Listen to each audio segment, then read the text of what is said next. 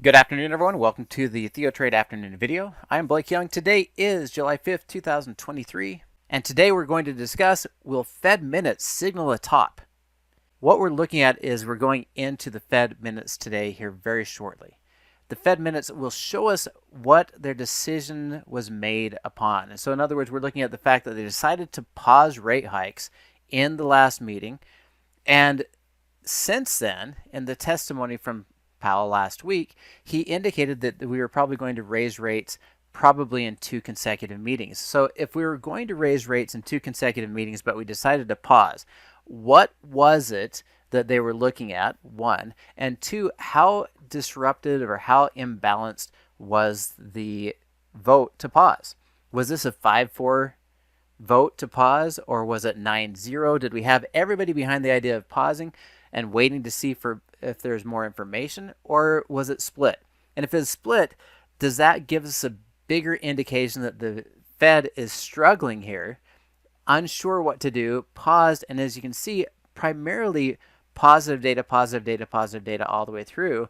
Very few negative or red numbers on the chart over the last few weeks would be an indication that the economy is doing fine and we should have been raising rates again.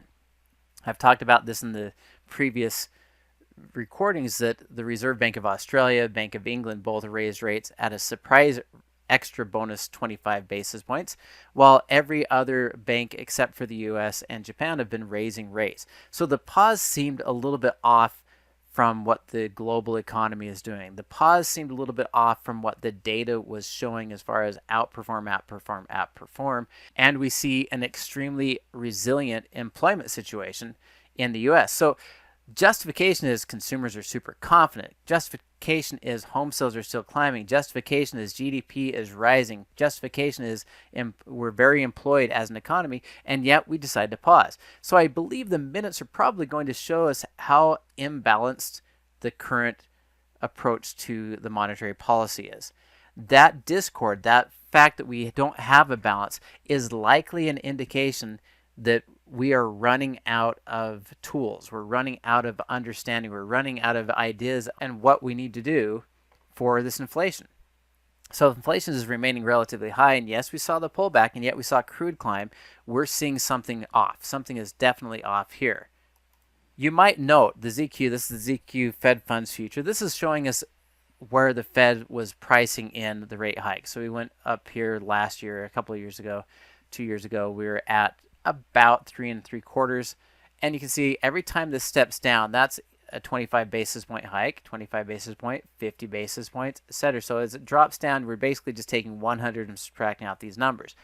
You can see that that pause causes us to unwind the rate hike here, which means we probably will be seeing the rate hikes push the ZQ down back to 74.82 and likely lower. So the stair step, the gaps that go along here, are the actual Fed funds rates being adjusted higher and the futures pricing lower because it's a discount rate chart. So we're seeing that stair step, stair step, stair step. And so if we're going to see that stair step again, will this continued movement down and the fact that the Fed is in disagreement be the indication that we're going to now create a top? If we go over and look at the equity market, using the SPY as the S&P 500 substitute, and we're looking at the same 2 years, you can see that we're struggling here at these 52-week highs, but we're also right in the area that we accelerated the same time that we were seeing those rate hikes kick in. So we drop down, drop down, drop down. So from that rate hike and the last time we were here, we went from 450 all the way down to 348 as a percentage drop. And I'm not taking all the highest highs. I'm talking about the acceleration lower on that rate hike that we had, and we saw this move from where we're currently at price-wise and where we saw the sellers kick in down to the lows. That was a 22% correction, and that was because of rate hikes. If the Fed is struggling to be able to get inflation under control and we're going to raise rates again in July and likely in September, could we be setting up to sell off all the way up to Labor Day? The old sell in May and go away. Could we be accelerating that into the return of the traders after summer and be looking at a retest of the lows, if not another 22% drop from their current price, at least back into the 380, another 10-15% drop? If we look at this as a as a substitute for inflation and go take a look at crude prices have been subdued from the same time period back through here, selling off. And so that sell-off through here meant that inflation was sliding, at least as far as crude is concerned. But crude over the last week has climbed back up to test short-term highs. A break above 72 will likely see us go from 67 to 72. We'll call it a 5-point move, which means we'll be looking to go up to 78, 77, 78, somewhere in here. And that will be an increase percentage-wise of 15%.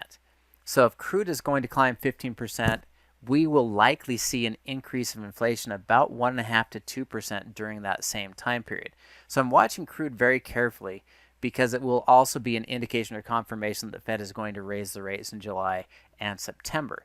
And a rising crude price will likely hurt the small cap, the transportations, and really consumers, and take that confidence out of the consumers' sales and pushes back down in equity. So watch for crude to break through about 72, 73. Watch for the Fed minutes coming up here in just a short period of time, as those will be the catalysts that will push us into either the next run-up or the next pullback. And currently, I think the more balanced their vote was, the more lack of uniform consent on what we think they should be doing with the rates, the more uncertainty that will breed. And the more uncertainty that breeds should be an indication that we are probably putting a top in equities, and we're going to be struggling with inflation and raising rates again in July and September. Though that will put pressure on tech stocks, small cap, to probably pull it back more aggressively.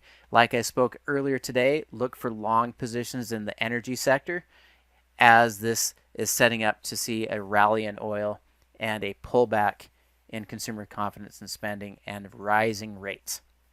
That's what I'm watching for going into this Fed meeting, and I think it really could feed into a longer-term trend all the way into September, all dependent upon break of resistance on crude and a top being confirmed on the S&P 500, specifically or preferably a return back through this gap this week, and anything below 440 could be the early indication to create a double top, going from 440 to 430, going from 430 to 420, and that will erase everything going back into May and all that rally, and that could easily feed into the next 22% drop, which could bring us all the way back down to about 360 to 355.